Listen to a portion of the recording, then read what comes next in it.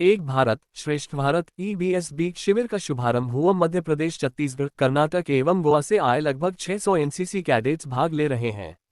शिविर का उद्घाटन NCC group commander brigadier Sanjeev द्वारा किया गया। संस्कृति, भाषा और परंपराओं को नजदीक से जान सकेंगे। चमेली देवी समूह संस्थाओं के सुसज्जित प्रांगण में आज से एक भारत श्रेष्ठ भारत EBSB शिविर का शुभारंभ हुआ। इस शिविर में मध्य प्रदेश, छत्तीसगढ़, कर्नाटक एवं गोवा से आए लगभग 600 एनसीसी कैडेट्स भाग ले रहे हैं। शिविर का उद्घाटन NCC group commander brigadier Sanjeev द्वारा किया गया। उन्होंने अपने प्रेरणादायी संबोधन में कैडेट्स का हार्दिक स्वागत किया और उन्हें अनुशासन, एकता और राष्ट्रभक्ति के मार्ग पर चलने की प्रेरणा दी। दरअसल उन्होंने कहा कि राष्ट्रीय एकता ही हमारे देश की सबसे बड़ी शक्ति है और इस शिविर का उद्देश्य इसी भावना को सुदृढ़ करना है। शिविर की विशेषताएं। एक भारत श्रेष्ठ भारत की थीम पर आधारित इस शिविर में विविध सांस्कृतिक कार्यक्रम, समूह चर्चाएं और शैक्षिक गतिविधियां आयोजित होंगी। इन गतिविधियों के माध्यम से कैडेट्स एक दूसरे की संस्कृति, भाषा और परंपराओं को नजदीक से जान सकेंगे। कर्नाटक, गोवा और इंदौर के एसोसिएट एनसीसी अधिकारी एनओ विशेष प्रशिक्षण और मार्गदर्शन प्रदान करेंगे। चमेली देवी समूह संस्थाएं कैडेट्स के लिए उत्कृष्ट आवास, भोजन, प्रशिक्षण और सांस्कृतिक आयोजन की सभी सुविधाएं उपलब्ध करा रही हैं। शिविर अवधि एवं कार्यक्रम। ये शिविर 26 सितंबर से 6 अक्टूबर तक चलेगा। इस दौरान समाज के प्रतिष्ठित गणमान्य व्यक्ति कैडेट्स से संवाद करेंगे और उन्हें प्रेरित एवं शिक्षित करेंगे। शिविर में नेतृत्व, विकास, टीम भावना, देशभक्ति और सामाजिक उत्तरदायित्व जैसे विषयों पर विशेष सत्र होंगे।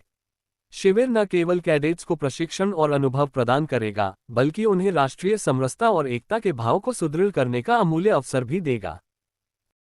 सर, एक भारत श्रेष्ठ भारत अभियान के अंतर्गत एनसीसी कैडेट्स का एक कैंप मालवा, मध्य प्रदेश में आयोजित हो रहा है, चमेली देवी कॉलेज में। विभिन्न राज्यों से एनसीसी कैडेट इसमें आए। क्या कहना चाहेंगे, क्या उद्देश्य रहता है इस तरह के कैंप का? देखिए, एक भारत श्रेष्ठ भारत जो कैंप है, ये हम मध्य प्रदेश और छत्तीसगढ़ एनसीसी डायरेक्टरेट के बिहाफ पे इंदौर ग्रुप के तत्वाधान में इसको हम आयोजित कर रहे हैं। इसमें लगभग हमारे 600 कैडेट्स विभिन्न राज्यों से यहाँ सम्मिलित हो रहे हैं, जिसमें boys, girls, junior wing, senior wing, उन सबका एक मिक्स शामिल है। कैंप का उद्देश्य, जो मुख्य उद्देश्य है, वो देश में जो हमारी अनेकता में एकता की संस्कृति है, जो हमारे डिफरेंट कल्चर्स हैं, ट्रेडिशंस हैं, रिलीजन है, उन सबको एक जगह लाके आपस में एक दूसरे प्रदेश के छात्रों को, कैडेट्स को अवेयर कराना, जो हमारी रिच कल्चरल हेरिटेज है। इस कैंप में जनरली गोवा, कर्नाटका, छत्तीसगढ़, मध्य प्रदेश के बच्चे मेनली हैं। वो बच्चे आपस में इंटरेक्ट करते हैं, अपने कल्चरल प्रोग्राम्स दिखाते हैं। बाकी मध्य प्रदेश की जो संस्कृति है, उसके लिए हम विभिन्न तरह के जो कलाकार हैं हमारे, जो समाज में अच्छे, जिन्होंने मुकाम हासिल किया है, उनको बुला के बच्चों को वो संस्कृति से वाकिफ कराते हैं। साथ ही हम बच्चों को जो यहाँ की हिस्टोरिकल प्लेसेस हैं, लाइक मांडवगढ़ है, उज्जैन, ओंकारेश्वर, महू मिलिट्री कैंटोनमेंट, इन सब चीज़ों को बच्चों को घुमाते हैं।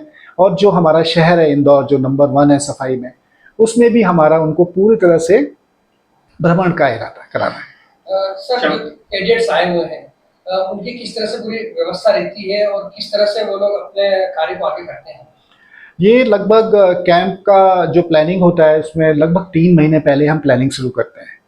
प्लानिंग के तहत बच्चों के आने जाने, रहने, उनका खाना, इस सब का इंतजाम किया जाता है। प्लानिंग के तहत ही हम शहर के विभिन्न संस्थाओं से उसका क्लियरेंस लेते हैं। जैसे इस केस में स्पेसिफिकली हमने ये कैंप चमेली देवी ग्रुप ऑफ इंस्टीट्यूशंस में करने का इरादा रखा। हमने कॉलेज के मैनेजमेंट से अप्रोच किया।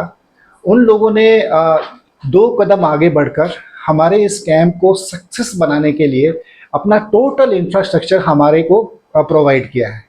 उन्होंने अपना पानी, बिजली, रहने के लिए छात्रावास, खाने के लिए dining hall, cook house, class 4 support, सफाई वाला, सिक्योरिटी, जो भी एक उनसे बन बनता है, उन्होंने बहुत ही ज़्यादा, मैं बोलूँगा, एनसीसी के छात्रों के हित को ध्यान में रख के हमें सपोर्ट किया। कितने दिनों का कैंप है और जो किस तरह से कल्चरल जो एक्सचेंज है इसके अंतर्गत, तो प्रस्तुतियाँ भी विद्यार्थी अपने अपने राज्यों की दे रहे हैं?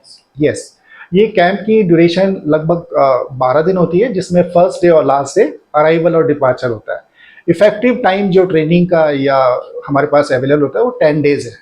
इसमें हर डायरेक्टरेट के जो विद्यार्थी हैं वो अपनी अपनी कला संस्कृति के हिसाब से dance, music, national integration awareness programme जिसमें स्किट्स, इंडिविजुअल लैंग्वेज, फूड, हम लोग एक फूड फेस्ट करते हैं जिसमें हम वहाँ के भोजन का अपने बच्चों को एक्सपीरियंस देते हैं और वहाँ के बच्चों को यहाँ का।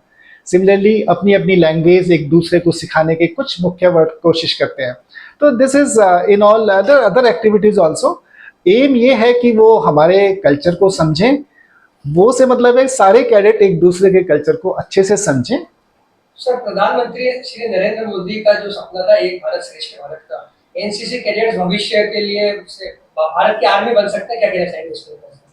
एनसीसी कैडेट भविष्य में भारत की आर्मी बन सकते हैं, ये क्वेश्चन सही नहीं है।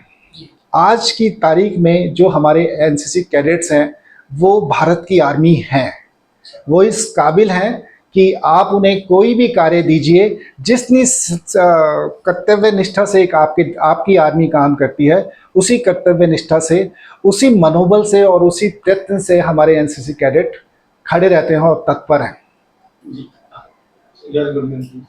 मैं कर्नल राजेश मिश्रा हूँ, मैं 1 MP एनसीसी गर्ल्स बटालियन को कमांड कर रहा हूँ एंड ये बटालियन इंदौर में ही है। और मुझे कहते हुए बहुत अच्छा लगता है कि जो मध्य प्रदेश में एनसीसी के प्रति जो युवाओं का रुझान है वो बहुत ही अव्वल दर्जे का है। बच्चे किसी भी कीमत पर जाके 24-24 घंटे हमारे साथ कोऑपरेट करते हैं, चाहे कोई भी कंपटीशन हो, कोई भी कैंप हो। लास्ट ईयर हमारा MPCG RD परेड की उसमें 3rd आया था, इस बार हम कोशिश कर रहे हैं उसको खींच के 1st लाने। Thank you.